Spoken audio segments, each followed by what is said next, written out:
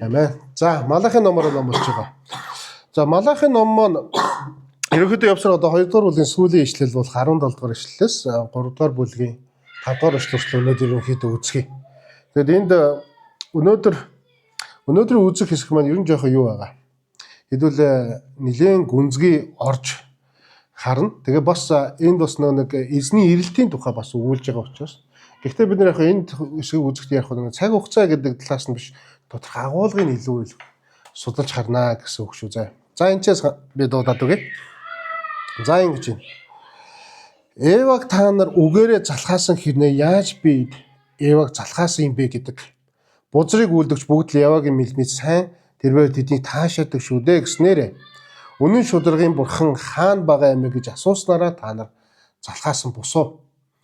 Үзэгтэн би илчээ илгэх гэж байна. Тэрээр миний өмнө замыг бэлтгэх болно. Та нарын ирж хайдаг эзэн өргөөндөө гинэт ирнэ. Та нарыг хүсэмжилдэг гэрээний илч үзэгтэн тэр ирж байна гэж төгтөмдийн Ява айлдаж байна.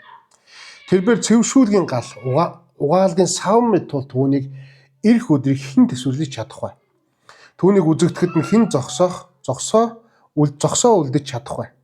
Тэрээр суугаад мөнгийг тунгаагч ба цэвшүүлэгч бүт левичүүдийг цэвшүүлж тэднийг аалт мөнгө адил тунгаад. Ийхүү тэд зүвт байдал дотор Явад өргөл өргөнө. Юда Иерусалимийн өргөл нь эртний үед урд цагийн шиг Ява тааламжтай байх болно. Би та нарыг шүүхээр ирнэ.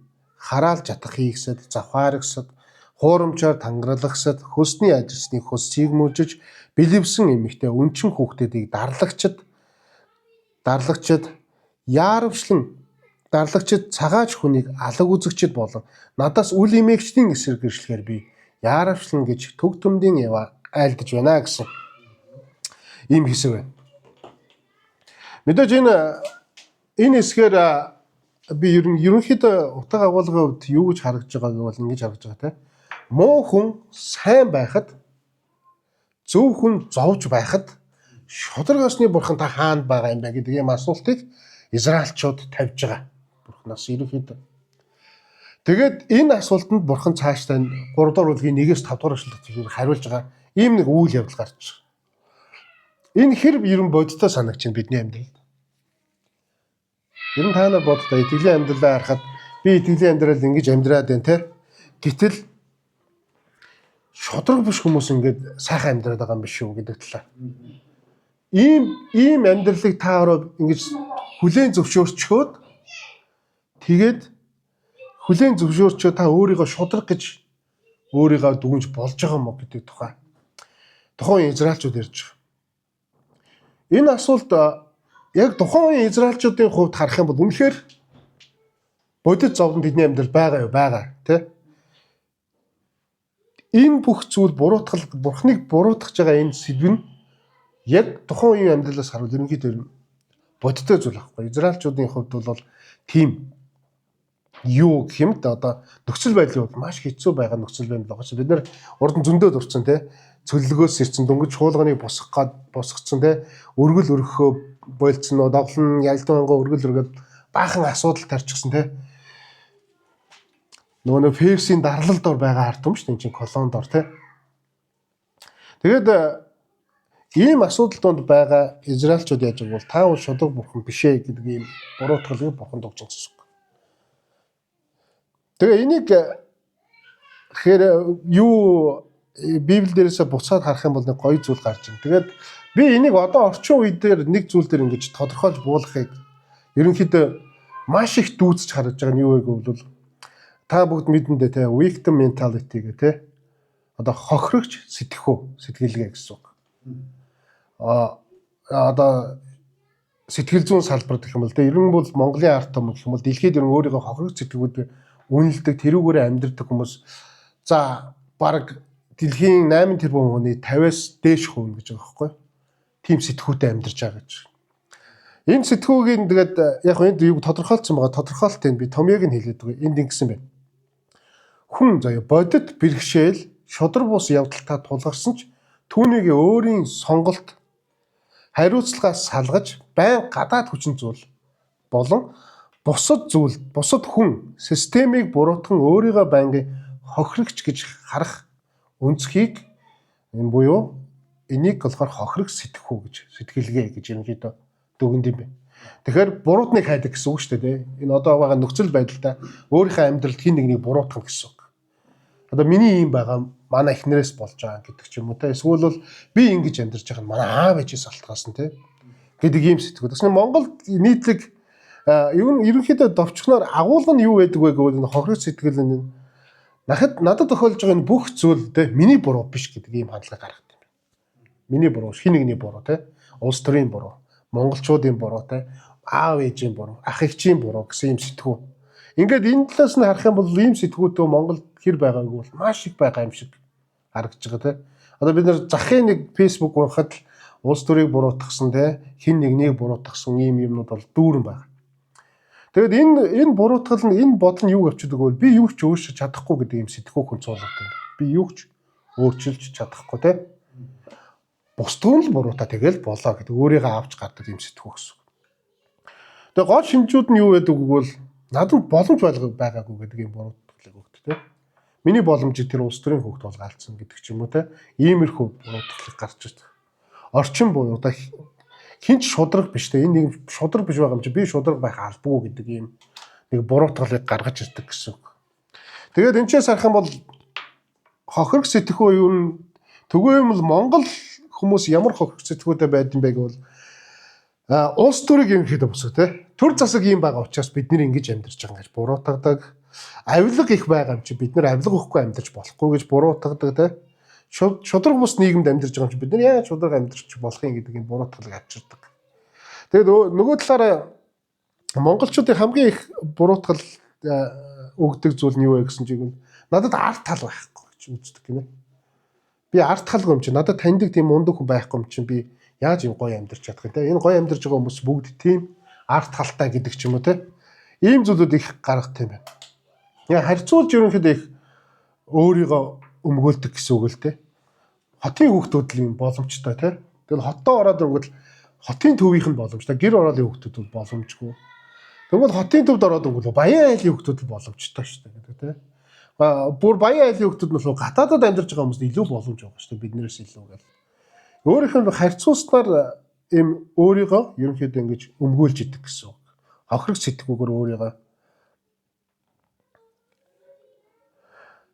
Тэгэд итгэлийн хувьд энэ байдал одоо хохирог сэтгэхүй чинь нийгмийн юм нэг юм гаж үзэгдэл болоод нь шүү дээ. Тэнгүүт л энэ гаж үзэгдлийн нэг хэсэг нь бас цуглаан чи өөрөө нийгмийн нэг хэсэг юм чинь яг энэ гаж үзэгдэл гаж бодлоод гэсэн үг л дээ.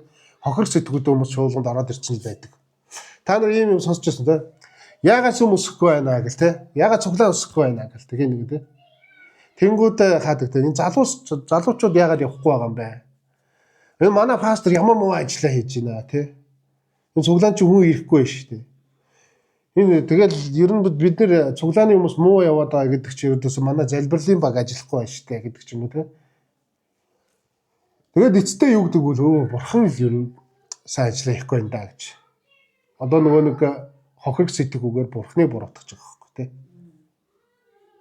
Тэгээ өөрийг нь эргээд ингээ харангуут яадаг гэвэл залбиралд оролцдгоо тий. Өөрөө залбирдаг. Дээрээс нь үйлчлэл зүтгэлгүй тий. Өөрөө гар нэмэр болдгоо. Хуруу хумсаа оруулдаггүй. Тэр үйлчлэлийг яаж явуулж байгааг мэдэрдэг.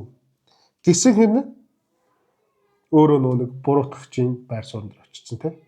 Яаж байгаа гэдэг энэ хандлагыг харах юм бол энэ зүгээр л яаж байгааг бол өөрийгөө биевэл гэдэг тэ хохирогч гэдэг юм сэтгүүчин өөрөө ийм аюулыг тарьдаг юм байна гэж өнөхөд ойлгож байна. Хэрвээ 17 дугаар ишлэлийг харах юм бол ингэж байгаа те. Бурхны мэдэн бузрыг үлдээд байгаа, мууг үлдээд байгаа хүмүүс сайхан амьдраад байгааг бид хараад байна.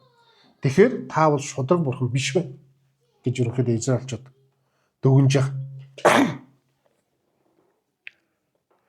Гэтэл бурхан энд юу гэж хариулж байгаа нь их сонирхолтой. За хэдүүл Библи рүү орё те. Асуултыг өөрөөхөө бурхан асуултаар бурхантай хариулсан. Хэрвээ 3:1-р ишлэгийг харах юм бол ингэж байна. Үзэгтэн би илчээ илгээх гэж байна. Тэрээр миний өмнө замыг бэлтэх болон та нарын ирж хайдаг эзэн өргөөндөө гинт ирнэ.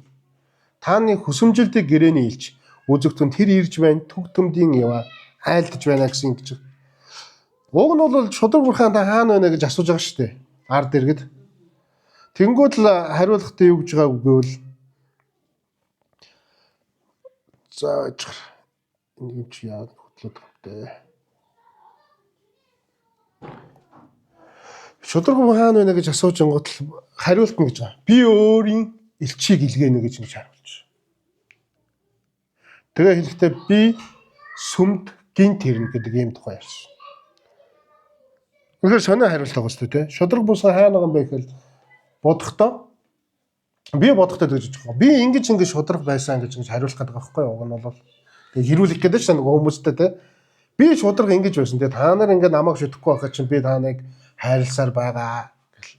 Өмнө нь бол яг тэгж харилсан шүү дээ. Исав, Эдом яаж гэж ярьсан чи одоо энэ дээр юу гэсэн бэ гэвэл бурхан ирээдүг ярьж гисэн байхгүй. Шудраг гэдэг дээр ирээдүг ярьж гэлж. Би ирнэ гэж. Өөрөөр хэлэх юм бол би сүмдөө гимт ирнэ. Миний замыг нэг илч бэлтгэн. Өөрөөр хэлбэл энийг бид нар харах бол Иохан элчийг эхлээд илгээгээ те. Тэрүүгээр дамжуулаад араас нь бурхан өөрөө Иесус ирж байгаа энэ үзэгдлийг хэлэхдээ урд ингэж. Эн чинь 400 жилийн өмнөх хойд тухай юм ярьж байгаа шүү дээ те. Би ирнэ гэж. Би очиж байна гэсэн юм хариулт өгч байгаа. Шударгаас очиж байна. Шударгаас ирж байгаа шүү гэдэг тухай ярьж байгаа. Шударгаас алга болоогүй. Шударгаас хойшлогдсон гэдэг тухай ярьж байгаа те. Тухайн малах хажуудчтай те. Шударгаас тухайн үед бурхан мартсан юм биш. Тэр хүмүүс сайхан амьдраад байгаа нь шударгаас гажууд юм биш бол таас. Бурхан хэлэхдээ шударгаас бол би удахгүй очно гэдэг юм хариулдаг гэсэн.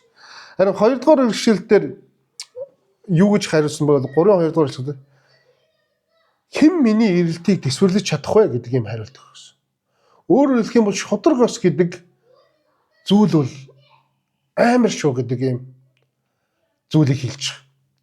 Тэгэд хэрэг 3 дугаар ишлэлийг бүгд харах юм бол энэ уншиж 2 дугаар ишлэл. Тэрс цэвэршүүлгийн гал хуваалын сав мэд түүний ирэх өдрийг хэн төсвөрлөж чадах вэ? Түүнийг үзэгдэхэд хэн зогсоо үлдэж чадах вэ? Хэрвээ бид нар Малахи номыг харах юм бол шудраг байдал гэдгийг Израильчууд өөрсдөө ярихад бол ичмээр хүмүүс шүү дээ. Тэдний өргөжөөсөн өргөлн те эзэн дотор байгаа юм шиг мөртлөө байхгүй байгаа тэр хандлагууд. Тэгээ бурхан энэний өмнөх бүлэг дээр бид нар ярьжсэн те. Бурхан зөвхөн зүрхийг хардаг ш. Дотоод мөн чанар итгэлийн юм үнэн бат байдлыг хардаг болохоос гадаад өнгө үзэмж тэр хэр гоё залбирч байна эсвэл хэр итгэмжин дэвшиг бусдад харагдаж байна уу гэдгээс илүүгээр дотоод мөн чанарыг хардаг бурхан ирээд цэвэршүүлгийн гал мэт метафор гэдэг дээ те. Мөнгийг яаж ерөнхийдөө хамгийн цэвэр зүйл байлгадаг гэвэл галаа шаарддаг, хайлуулдаг. Мөнгө хайлахаараа шингэн бүр галд ингэ шатаад хайлахаараа ингэ ялгардаг буюу хогноосоо ялгаад өөрөө шингэн төлөвд ордог. Өөрөөр хэлэх юм бол энд ирж байгаа Израильчууд тэгэхээр юу гэж ойлгосон бэ? Хэрвээ бурхан ирэх юм бол бидний галаа шатаад цэвэршүүлэх юм байна гэж бодсон. Өөрсдийг нь өмгөөлнө гэж бодсон. Израильчууд ерөнхийдөө тэгж бодсон. Бурхан намайг өмгөөлнө л гэж ерөн бодчихсон. Тэгсэн чинь өөрсдийг нь шигших тухай ярьж гисэн. Шудраг байдал гэдэг бол инээ гэж. Өөрөөр хэлбэл бурхан асуултыг тавьж байгаа те.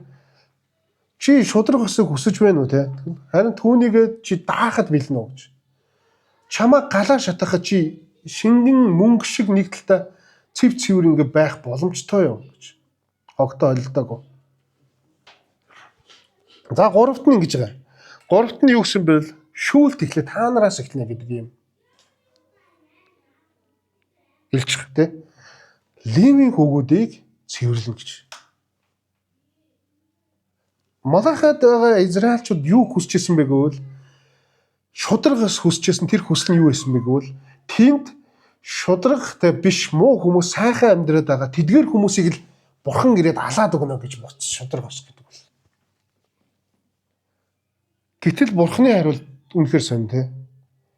Би ирээд тэр цэвэршүүлэх хийхдээ та нараас эхлэн гэтэл Левийн хүүгүүдээс эхлэн гэж.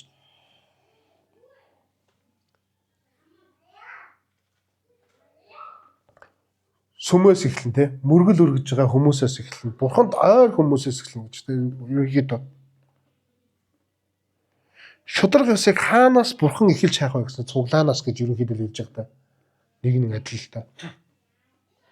Үндэ яг одоо Малахи намын нөхцөл байдлыг бүгдээрээ дурсах юм бол яг одоо Монголын нөхцөл байдалтай. Магадгүй энэ нийгэмд нэлээд төстэй тий. Би шудраг ёс гэдэг шудраг биш амьдарч байгаа 76 тий. Хулгай хийж байгаа, тендер идж байгаа гэдэг ч юм уу тий. 128 эдгээр гişүүд маань л ер нь бол шудраг бус амьдарч байгаа бид нар мэдж байгаа шүү дээ. Амхандаа. Тэгээ буруутныг хайгуул тэдгээр шудраг бус хүмүүсээс эхлээд хаймаар идэг. Гэтэл бурхан хэлэхдээ бол эхлээд бидний эрэхтэй шудраг бусыг та нараас хайна гэсэн. Надаас те зүүж байгаа заяагаас хүнийг хов хүнээс буюу бурханд өөртөө нойр байгаа хүнээс эхлээд шудраг бусаа хайна гэсэн.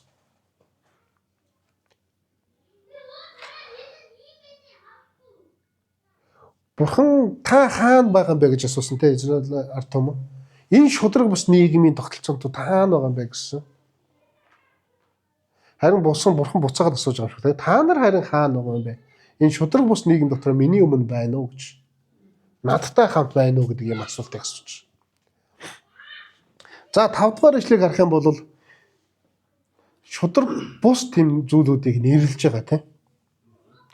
Элб чатагтай, завхаарал, худал тангараг, худал амлалтуудын тухай ярьж байгаа. Хөдөлмөрийн мөржиг, сул дорой, дарлах байдал, тэгээ бурхныг үл имэгч гэж нэрлсэн. Эдгээр хүмүүс бол эдгээр зүйлс бол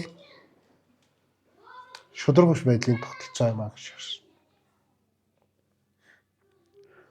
Бурханд энэчээс нэг real гэх юм уу да те.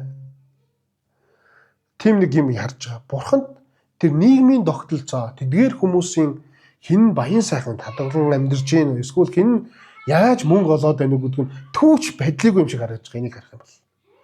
Бурханы хувь шудраг юм юу вэ гэвэл өөрт нь итгэж найддаг байх те. Итгэл найдал дотор завхаарал одоо юу гэдэг нь те итгэлийн мэс чанараа хадгалах. Дээрээс нь хөдөлмөрийн мүлжиг те худлаа тангараг өргөх те хуурам ихлэх одоо юу гэдэг эдгээр зүйлүүдийг буюу хов хүний зан чанартай холбоотой асуудлыг шудраг байдал гэж ерөнхийдөө дүгнүү харж бурхан хариулахад. Бид нар харахтаа бол нийгмийн тогтолцоог хүсээд шүү дээ те. Нийгмэн дээр шудраг байдлыг шууд эрх тэгш байдлыг хүсдэг. Харин бурхан бол хов хүн л шууд чиглэж байгаа. Чи харин эдгээр зүйлүүдээр шудраг байгаа юу гэдэг тухай. Чи ил бишэд те хин нэгэнд мэрэг төлгөөр амьдралаа ингэ даатгаж үзүүлчихэд дараа надад итгээд залбираад байгаа юм биш үстэй гэдэг тухай л ярьж байгаа. Миний үгийг судалж яаж өгөөж те ингээд бурхны нэрийг барай худлаа ан тангараг өргөөд байгаа юм болов гэдэг тухай ярьж байгаа. Хин нэг юм хөдөлмөрийг мүлжиж байгаа те ийм заваан зан хандлага шудраг биш хандлага чамаас гарж ийн үү гэдэг тухай ярьж байгаа. Нөгөө хүмүүсийг өрдөөсөө байдлыг ч байхгүй те. Бурханы хүсэж байгаа хандлага нь өрдөөсөө энэ байсан. Яг үүндээ би ч гэсэн ерөнхийдөө энэ номлог билж байгаа дүн тэгж байгаа. Нөгөө тархины төгжээ тайлагдана гэж байдаг шүү дээ. Яг тийм болж байгаа. Яг ингээ харж ангууд бид нар ч гэсэн заримдаа өрдөөс одоо яг нэг яриа л авчидаг чуулганы хүмүүс те. Өө тэр зандаа шатардаг гэсэн гэж шүү дээ те. Тэр чинь тэгж мөнгө идээл те. Тэгээ баяжцсан л гэж шүү дээ. Бид нар амьдралдаа юм нийгмийн харж байгаа өнцгөөс харахаар эдгээр зүйлсүүд юм шудраг ёсыг бурхан тогтоох юм шиг хүсэн тэмүүлж байгаа. Харин бурхны хүсэж байгаа шудраг ёс нь юу вэ гэвэл чи надад шудраг бандж гинүү гэдэг л ийм зүйлийг өөдөөс асууж байгаа. Тэр хүмүүс биш. Чи надад шудраг хандаж чадж байгаа юу гэж. Ингээд хүний асуулт юм байгаа. Харьцуулаад одоо харъя те. Бурхан та хаана байгаа юм бэ гэж израилчууд асуусан. Хариулт нь юу гэж юм бол би шудраг ёсыг түгээхээр очиж байна гэж хэлсэн. Тэр очих процесс нь юу вэ? 400 жилийн одоо чимээгүй цаг Малахи намнаас өнгөрч байгаа те. 400 жилийн дараа Иохан Баптист гарч ирж цөлд Израилийн үгийг тунхаглаж гимшлийг тунхагласнараа 400 жилийн дараа анх ахаад иш үзүүлэгч Израилийн нийгэм гарч ирж байгаа гэсэн. Бурхны ажлыг хийх. Тэгэхээр би очиж байна гэдэг энэ үг магадгүй бидний хувьд хэдэн зуун жил байх нь хамаагүй те. Гэхдээ энэ бол Бурхны цаг хугацааг бид нар бол таашгүй байна гэдгийг ойлгож болно. Тэгээд дараагийн хүмүүсийн асууж байгаа асуулт ягаад муу хүн сайхан амьдраад байна вэ гэж.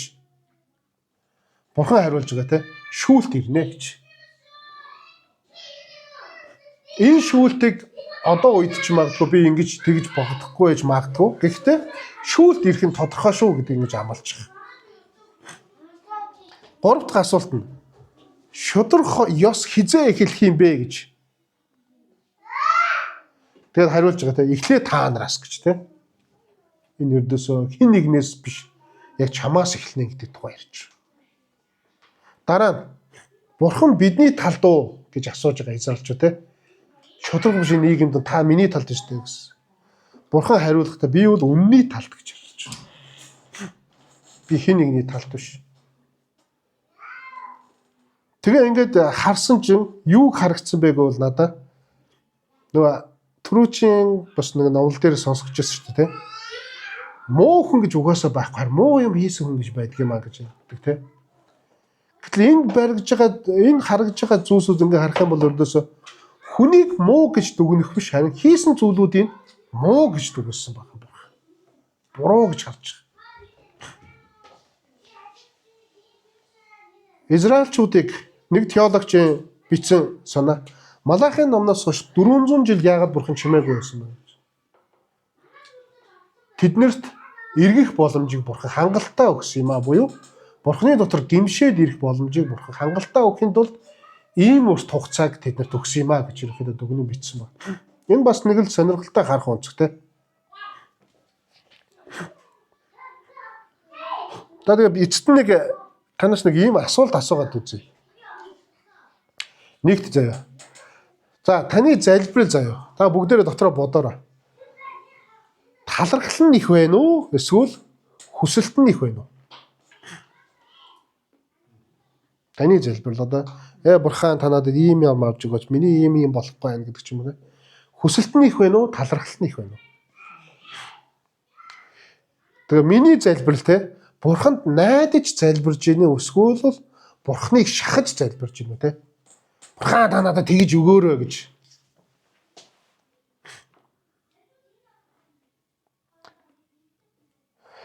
Бидний амьдралд нөгөө зовлон асуудал ирэхэд те бид нэр залбирч байна уу эсвэл Бурханыг буруутгаж байна уу? Ийм гурван залбирлын хандлагыг бодохоор ингэдэм байна л та. Хэрвээ бидний талархаас илүү хүсэлт маань нэгдсэн байх юм бол юу вэ гэвэл бид нэр Бурханыг одоо зүгээр л юугаар ашиглаж ийн гэсэн. Бурханаар ашиглах гэдэг шүү дээ Бурханыг те. Бид найдахгүй бид шахах юм бол Бурханыг бид нар дарамтлаж байгаа байхгүй. Бид нар залбирлаараа дамжуулж. Наач хүрээд чи миний ямиг л хийж өг. Энийг л бүтээж өгөх болохгүй гэлээ. Хэрвээ бидний асуудал ирэхэд бид залбирч суугаад Бурханы өмнө тунгаан бодоод залбирахгүй Бурханыг буруутгаж байгаа бол яг л одоо нэг Малахын номны итгэгчдийн байр суурь дээр очсон байна. Энэ бид нар харах өнцгөө өөрчлөхгүй бол маш хэцүү нөхцөл байдалд байгаа гэж бодож байна. Тэгээ би ерөнхийдөө бол бодоод юу гэсэн бэ гэнэ. Би магадгүй талархаасаа илүү хүсэл тавих нь Бурханд те. Ер нь бол их байгаа. Ийм юмтай болгож өгөөс эсвэл ийм болгож өгөөш. Миний энэ замыг өөрчилж өгөөш. Тэгэд яг энэ ингээ номлолыг бэлдээд ингээ харьцуултыг ингээ хараа сууж ихтэй юу гэж үзсэн бол бид нар түрүүчийн талаар манай их хоёрын номсон номлоо шүү дээ. Тэрэн дээр бид нэр зүгээр л амьд байгаадаа таалрах те. Энэ амьсгал гэдэг чинь ямар чухал зүйлүүдээр ирдэг юм бэ гэдгийг өрөвдөд төгсөж те. Энэ цусчин ингээл зүгээр хүний бүтэн биеийг байхад ямар том систем ажиллаж байгаа те. Хүн ингээл гараа хэсэхэд тэрийг идгэх гэж ямар олон тэгээ цагаан боом ажиллаж байгаа гэдэг. Энэ бүхэн маань буцаад бид нэг ердөөсөө л өнөөдөр босоод амьсгалж байгаа тул Бурхан талархах нь өөрөө энэ чи хамгийн чухал зүйл байгаад байгаа байхгүй. Тэгсэн чинь бид нэр энэ Бурханы өгж байгаа өдөр болгон гэж бид энэ амьсгалах энэ хүчийг өгж байгаа Бурханыг талархах утга те. Яа барах өсөглөө гомдоо нөгөө байх байдаг газартаас ирлээ гэд гомдол те. Надад ийм юм байхгүй штэ гэж нэг дарамтлах гал шахах гал. Бид нар ийм байж болно те. Гэхдээ Бурхан яг л түрүүний хариулт өгнө те. Би бол чиний талд биш ээ. Би бол үнэний талд те. Тэгээ одоо шинэ гэрээний итгэгчд бид нар ч нэг юм теологийн юм сэдвүүдээр амьдарч байгаа шүү дээ. Аль хэдийн ба арай болоогүй гэдэг те. Бурхан аль хэдийн ирчихсэн. Гэхдээ арай болоогүй. Буюу нэгүслийн амьдрал донд итгэлээс ахиж амьдрах хэрэгтэй. Тэр нийгэм донд амьдарч байгаа. Тэгээд ахаад би нэг Библийг гаргаад уншаад өгье. Бурхан ямар хүмүүсийг шүүхээр ирэх вэ гэдэг дээр ингэж хэлсэн байгаа да. Хараалж чадах хийгсэд, завхааргасад, хуурамчаар тангараглагсад, хөлсний ажилтныг хөлсийг мүлжиж, билевсэн өмчин хүүхдүүдийг дарлагч, цагаач нарыг алаг үзэгч, надаас үл имэгч, тэдгээрээс хүмүүсийг би эсрэг гэрчлэхээр би яаравчлана гэж эзэн алдсан байна. Бүгдээ хамтдаа эдгээр зүйлийг тунгаа бодоод тэгээд эзний өмнө залбирцгаая те. Та залбирлаа нэг талаад үзээрэй. Тэгээд таны залбирал үнэхээр ямар эсэгт байгаа вэ гэдгээ бас ахиныг бодоорой.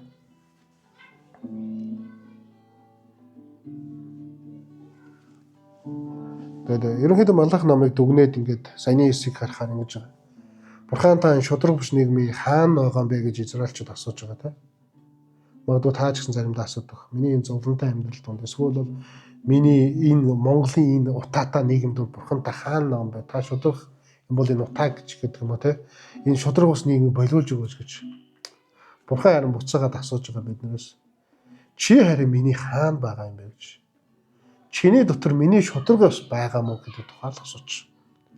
Бурхан нийгэмтэй биш, хувь хүнтэй харьцаж, хувьчилж харьцдаг бурхан юм шүү. Тэгээ хамтаа залбирцгаая. Алдар магтаалыг авахч хүчрхэг бурхан минь.